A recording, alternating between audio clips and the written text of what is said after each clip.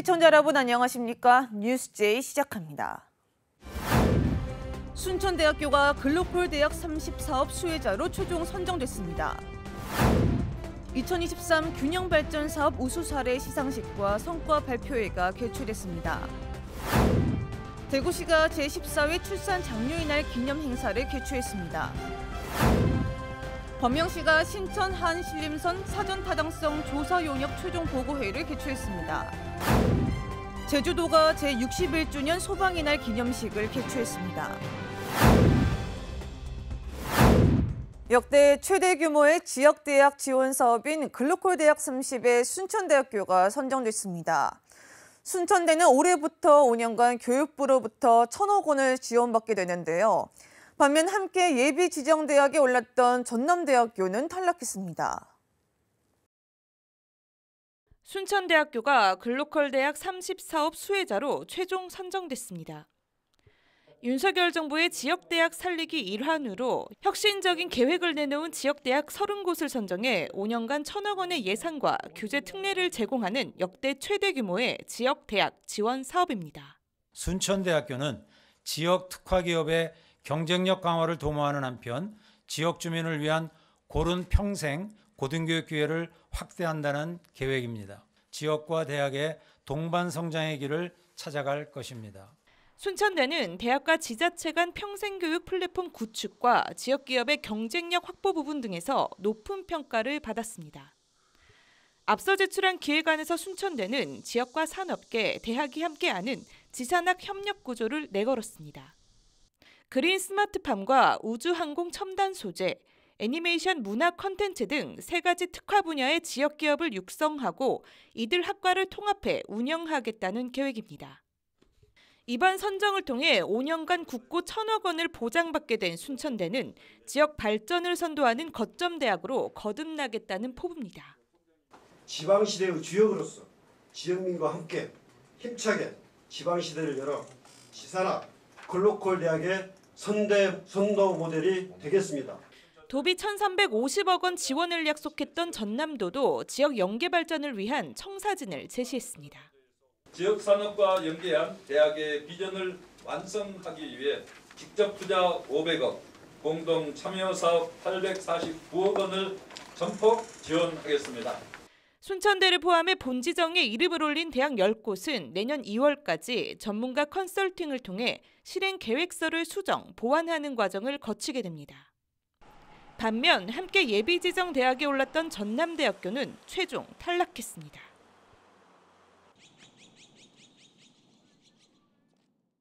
(2023) 균형발전 사업 우수 사례 시상식과 성과 발표회가 성황리에 개최됐습니다. 시상식에서는 우수 지자체 균형발전 성공 노하우와 혁신 사례 또한 공유되는데요. 더 자세한 내용 전달하겠습니다. 대통령 직속 지방시대위원회는 지난 14일 충청남도 아산시에서 2023년 균형발전사업 우수 사례 시상식 및 성과 발표회를 개최했습니다. 행사는 균형발전 성과를 위해 노력한 지자체와 수행기관을 격려하고 성공 노하우와 혁신 사례를 공유하기 위해 마련됐습니다. 수상은 총 31개 우수 사례에 대해 20개 광역기초지자체, 11개 부처 사업 수행기관과 50명의 유공자들이 수상하고 3개 우수 사례 성과를 발표하여 공유했습니다. 올해는 지역 활성화, 지역 역량 강화, 일자리 창출, 그리고 인구 감소 대응 부문의 탁월한 우수 사례가 각각 선정되었으며 우수 사례의 성공 노하우와 스토리를 각 지역에서 공유할 수 있도록 우수 사례집 책자를 제작하여 배포할 예정입니다. 수도권 소식입니다. 지난 9일 국회에서 신천 한신림선 사전 타당성 조사 용역 최종 보고회를 개최했습니다. 광명시가 수도권 서남부 지역과 서울을 연결할 최적의 교통수단으로 추진하고 있는 신천 한신림선의 청신호가 켜졌습니다. 광명시는 지난 9일 국회의원회관에서 신천 한신림선 사전 타당성 조사 용역 최종 보고회를 개최하고 이날 보고된 최종 노선이 경제성을 확보해 추진 타당성을 확보했다고 밝혔습니다. 광명시는 신천 한신림선이 경제성 등 사업 추진 타당성을 확보한 만큼 3기 신도시 광역교통 개선 대책과 제5차 국가철도망 계획 반영을 위한 절차를 신속하게 추진해 나갈 방침입니다. 마포구가 다양한 분야에서 봉사의 가치를 공유 확산하기 위해 2023 마포구 자원봉사자 어울림 한마당 대축제를 개최했습니다.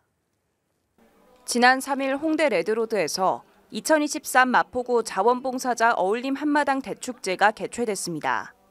이번 축제는 한 해 동안 다양한 분야에서 헌신적으로 활동한 자원봉사자를 격려하고 봉사의 가치를 공유, 확산하기 위해 마련됐습니다. 다양한 자원봉사 홍보 체험 부스와 재능 기부가 축제 분위기를 띄웠고 기념식에 앞서 자원봉사자들을 응원하기 위한 가수 남궁옥분, 동물원 등의 축하 공연이 펼쳐져 축제 흥을 한껏 더했습니다.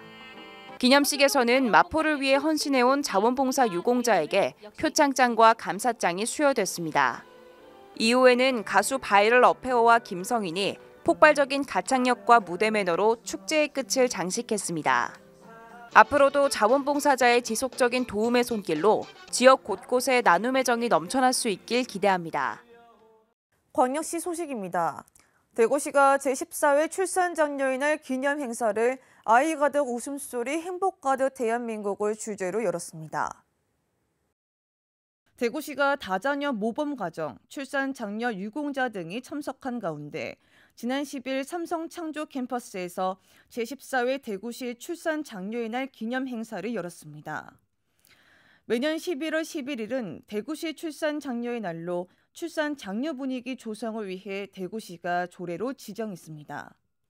올해는 다자녀 모범 가정과 출산 장려 유공자의 표창장을 수여하고 세대가 함께 즐길 수 있는 다채로운 문화 행사를 마련했습니다. 한편 대구시는 출산 장려 정책 중 하나로 조례 개정을 통해 다자녀 기준을 기존 셋째 이상 가정에서 둘째 이상 자녀 가정을 완화했고 난임 부부에 대한 지원 등을 확대했습니다. 강원도 소식입니다. 지난 7일 평창군이 제16회 평창군 사회복지대회를 개최했습니다. 기관단체장, 사회복지 종사자 등 200여 명이 참석한 이번 행사는 사회복지에 대한 국민의 사랑과 관심을 유도하고 사회복지 종사자 및 자원봉사자의 노고를 격려하기 위해 마련됐습니다.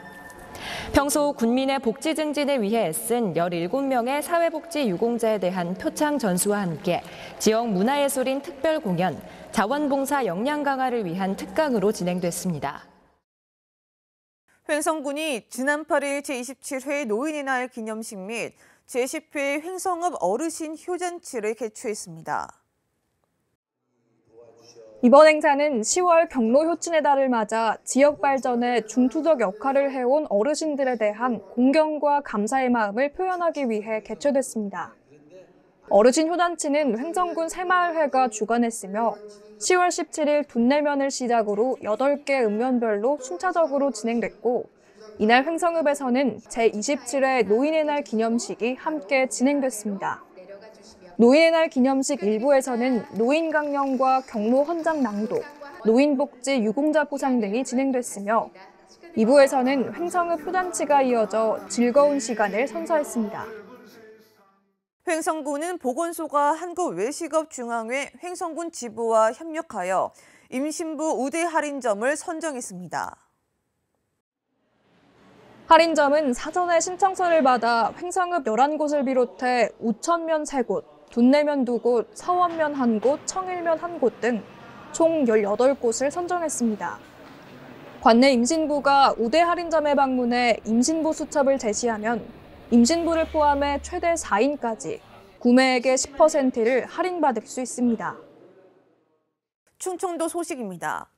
충북도가 이녹스 첨단 소재의 자회사인 이녹스 리튬의 2차 전지 소재 사업 진출을 위한 신공장 착공식을 진행했습니다. 이녹스 리튬은 오창 사업장에 3천억 원을 투자해 2차 전지 소재 수산화 리튬 사업을 미래 먹거리로 선정하고 사업 추진에 회사의 역량을 결집하겠다는 계획입니다. 또한 향후 약 200명 이상의 고용 계획에 따라 양질의 일자리 창출과 지역 경제 활성화에 기여할 걸로 보입니다. 이녹스 리튬은 향후 수산화 리튬 사업의 수익성이 확보되고 안정적인 거래선이 구축될 경우 사업 확장을 고려하고 있습니다. 김영환 충북도지사가 한국기초과학지원연구원을 방문해 오창 분석과학연구소의 향후 발전 계획에 대한 논의와 임직원을 대상으로 특별 강연을 진행했습니다. 이 자리에서 김 지사는 충북 레이크파크 구축을 통한 관광 르네상스 실현, 충북의 정체성과 브랜드 전략 등에 대해 강의했고 기초지원연과 협력해 나갈 것을 강조했습니다. 특강 종료 후 김 지사는 연구동 등 주요 시설을 돌아보며 최근 주요 성과 등에 대한 보고를 받았습니다. 충북보건환경연구원이 도내 학교와 유치원을 대상으로 학교 급식에 대한 식중독 안전성 검사를 추진했습니다. 연구원은 식품과 조리기구 등에 대해 식중독 원인균 3종 검사를 실시했습니다. 검사 결과 식중독 원인균 3종이 모두 불검출돼 도내 급식의 안전성을 확인했습니다. 한편 연구원에서는 내년도 신규 사업으로 노로바이러스 등 식중독 원인 바이러스 5종에 대한 추가 검사를 추진할 계획입니다. 경상도 소식입니다. 경상북도가 한 해 동안 고생한 농업인들에게 감사한 마음을 전하고 농업의 소중함을 널리 알리기 위하여 지난 10일 경북도청에서 제28회 농업인의 날 기념 행사를 개최했습니다. 매년 11월 11일은 농업인의 날로 한 해 농사가 마무리되는 수확기에 먹거리 생산에 힘쓴 농업인의 노고를 격려하고 농업의 공익적 가치를 널리 알리기 위하여 정부 및 지자체에서 기념 행사를 개최해 오고 있습니다. 이번 기념식에는 이철우 경상북도 도지사, 그리고 배한철 경상북도 도의회 의장 등 700여 명이 참석하여 농업인의 날을 축하했습니다. 이날 기념식에 참석한 이철우 경상북도 도지사는 축사를 통해 농업의 첨단화, 규모화, 기술 혁신을 통해 대한민국을 넘어 세계에서 명성을 떨치는 경북농업이 될 수 있도록 농정 분야 전반을 더욱 꼼꼼히 챙겨나가겠다고 전했습니다. 현재 대부분의 수입에 의존하고 있는 연어 국산화를 위해 연어 스마트 양식 클러스터 착공에 들어가는데요. 연어 스마트 양식 산업에 첫 발을 내디딘 포항시는 지역 경제 활성화는 물론 미래 먹거리 산업까지 주도한다는 계획입니다. 포항시는 7일 장기면에서 연어의 국산화를 위한 연어 스마트 양식 클러스터 착공식을 개최했습니다. 이날 착공식에 참석한 지역 주민 등은 스마트 양식 클러스터 시험시설 조성 사업의 출발을 축하했습니다.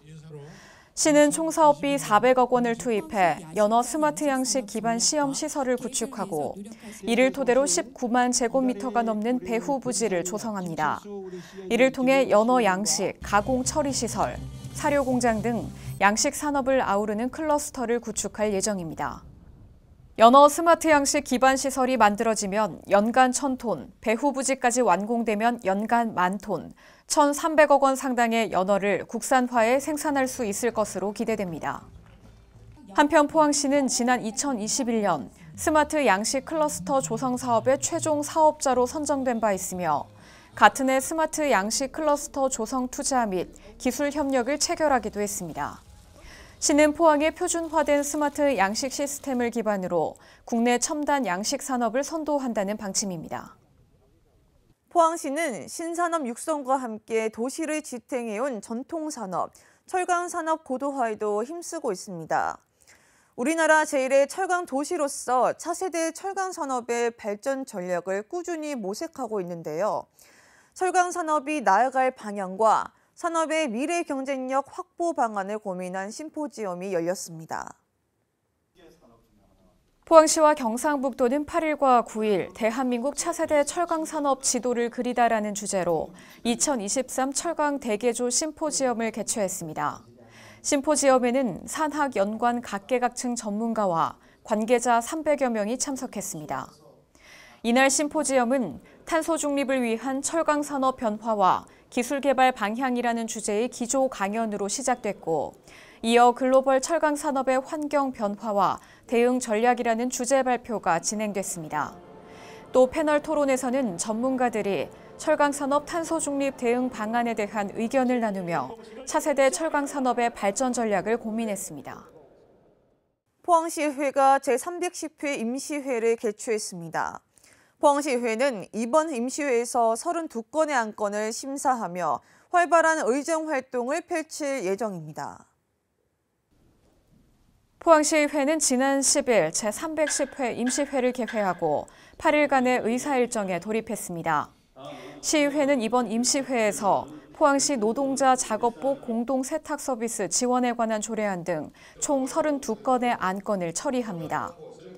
10일 본회의에 앞서 함정호 의원은 5분 자유 발언을 통해 포항시 시설관리공단을 포항도시공사로 전환할 것을 요청했고, 김상백 의원은 신광면 내 해월 최시형 기념관 설립과 신광면의 역사, 문화 사업의 필요성을 강조했습니다.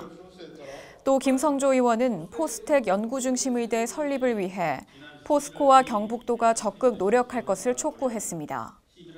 이어 시의회는 본회의에서 제310회 임시회 회기 결정, 제310회 임시회 회의록 서명의원 선출의 건 등을 의결했습니다. 한편 시의회는 16일까지 상임위원회별 조례안 등 심사 및 당초 예산 심사를 위한 현장 방문을 진행하고 17일 제2차 본회의에서 기타 안건 등을 처리하며 이번 임시회를 마무리합니다. 광주 전남 소식입니다. 글로컬 대학 선정 탈락 소식에 전남대는 당혹스러운 기색을 감추지 못하고 있습니다. 다른 지역 대학들 역시 마찬가지인데요. 가뜩이나 산업 기반이 뒷받침되지 않은 지역 현실에서 지역 거점 국립대인 전남대와 다시 경쟁을 해야 하는 처지에 놓였습니다. 글로컬 대학 30 사업 선정을 앞두고 기대를 모았던 전남대의 탈락은 충격입니다. 탈락 사유는 공개되지 않았지만 혁신성 등에서 만족할 만한 점수를 받지 못한 것으로 알려졌습니다. 광주뿐 아니라 여수, 화순, 나주 등 전남 지역 캠퍼스들을 아우르는 실행계획서를 내놨지만 실제로는 전남도의 지원 약속을 이끌어내지 못한 점도 불리하게 작용한 것으로 전해졌습니다. 또 대학과 지자체가 인재 양성과 연구 개발에 협력하는 지역 혁신 플랫폼 사업에 참가한 전남대 교수 등이 횡령 혐의를 받고 있는 점도 감점 요소로 작용했다는 추측도 있습니다. 충격적인 탈락 소식을 받아든 전남대 측은 부족한 부분들을 보완해 다음 공모에 재도전하겠다고 밝혔습니다. 당혹스러운 건 전남대만이 아닙니다. 다음 기회를 노렸던 다른 지역 대학들은 향후 공모에서 전남대와 다시 한번 경쟁해야 하는 부담스러운 상황에 놓였습니다. 또 이번에 선정된 10곳 가운데 7곳이 국립대인데다 산업 기반이 상대적으로 우수한 영남권 대학이 절반에 이른 점 등을 감안하면 향후 공모 역시 녹록지 않을 것이란 관측입니다. 산업체하고 뭔가 매칭을 해서 뭘 해보라고 하는데 대학하고 손잡아서 뭘 할 수 있는 기업이 없어요. 이게 막막한 거죠. 운동장 자체가 판 자체가 기울어져 있으니까. 전남대마저 글로컬 대학 30 사업에 탈락하면서 가뜩이나 열악한 지역 재정 자립도와 산업 기반을 딛고 내년도 사업 공모에 나서야 하는 지역 대학들의 경쟁은 더 치열해질 것으로 예상됩니다. 광주 신세계 백화점 확장을 위한 행정 절차가 진행 중인데요. 광주 신세계가 지난 10월 제출한 3차 교통성 검토서가 4개월 전 논란이 된 내용과 별반 차이가 없다는 비판이 커지고 있습니다. 광주시 행정사무감사에서는 철저한 검증을 약속했던 광주시가 제대로 검증을 하고 있는 것인지 도마 위에 올랐습니다. 광주 신세계가 지난 10월 도시계획 건축 공동위원회를 앞두고 제출한 세 번째 교통성 검토서입니다. 광주 신세계 백화점을 4배 확장했을 때 주말 시간당 발생 교통량이 1,300대 가까이 증가하는 것으로 나타났습니다. 하지만 광천 사거리 교통량은 시간당 9,205대로 확장을 안 했을 때와 비교해 단 88대 증가하는 것으로 분석됐습니다. 광주시의회 행정사무감사에서도 교통량이 매우 과소평가됐다는 지적이 나왔습니다. 이 추정이 맞다고 가정하면 불과 88대가 증가하는 이 교통량에 대한 근거로 지금 지하차도를 개설해라 이렇게 돼버린 거잖아요. 주차 시설도 논란입니다. 백화점 건물을 4배 확장함에도 늘어나는 주차면은 지금과 비교해 10% 209면 늘어난 것에 그칩니다. 주차난이 지금보다 더 심각해질 것이란 우려가 크지만 광주시는 향후 교통영향평가에서 보완하겠다는 입장만 내놓고 있습니다. 이후에 건축 허가 과정에서 교통 영향성 평가를 진행할 때 정말로 밀도 있는 검토가 이제 또 이루어지기 때문에 지난 7월 KBC 보도를 통해 이용객은 3.5배 늘어났는데도 교통량 증가는 불과 16%에 그친다는 1차 교통 분석 자료에 대한 비판이 커지자 철저한 검증을 약속했던 광주시. 사실상 세 차례에 거친 검토서 수정에도 내용에 별 차이가 없어 광주시 검증 부실에 대한 질타가 이어지고 있습니다. 5.18 민주화 운동 성폭력 피해자들에 대한 보상 신청이 40여 년 만에 처음으로 진행되고 있습니다. 그러나 피해 사실을 입증하기가 어렵고 2차 피해까지 우려됨에 따라 피해자들을 지원하기 위한 방안이 마련됐습니다. 지난 5월 김수연 씨는 KBC와의 인터뷰에서 80년 5월 당시의 상처를 털어놓기까지 쉽지 않았다고 고백했습니다. 그 앞에 스승님도 무지하게 상담을 하면서도 우리를 마음을 끌어줬었거든요. 근데 이렇게 붓으로 말하기가 너무 힘들었어요. 자취가 안 나왔었어요.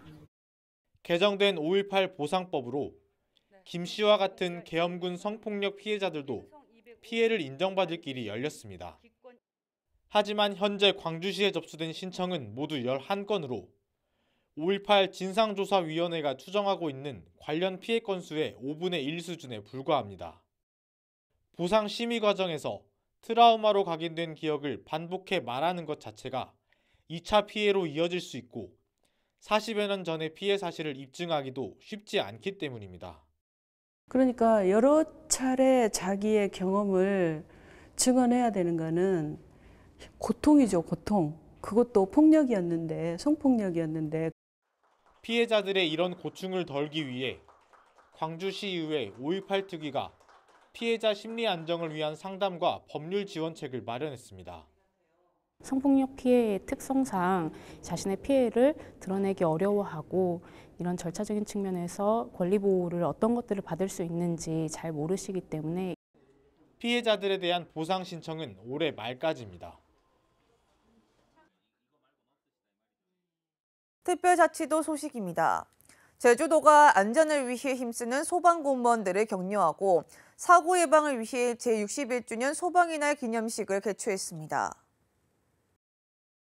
제주도민과 관광객들의 생명과 안전을 위해 힘쓰는 소방공무원들을 격려하고 화재에 대한 경각심과 이해를 높여 사고를 예방하기 위해 자리가 마련됐습니다.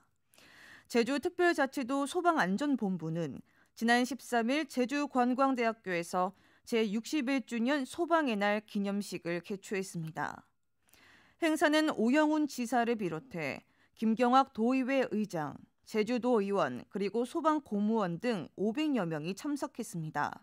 기념식은 제주 소방공무원으로 구성된 밴드의 공연을 시작으로 소방의 활약상을 담은 소방의 날 기념 영상 상영, 그리고 제주 안전을 위해 헌신한 유공자 13명에 대한 표창장 수여, 기념사, 축사 순으로 진행됐습니다. 국민의힘이 지난 16일 경기도 김포시를 서울시에 편입하는 특별법을 발의하면서 메가시티 서울 구상을 현실화하기 위한 입법 추진이 본격적으로 시작됐습니다. 경기도 김포시를 폐지하고 서울시 김포구를 설치하는 내용이 법안의 핵심인데요. 시행일은 2025년 1월 1일로 부칙에 명시했다고 밝혔습니다. 특위는 일단 지역 간 협의가 이뤄진 김포의 서울 편입을 위한 특별법을 먼저 제출하고 경기, 구리 등 다른 인접 도시도 서울와의 협의가 이루어지면 추가로 특별법을 만들기로 했습니다. 이상 뉴스 마칩니다. 시청해주신 여러분 고맙습니다.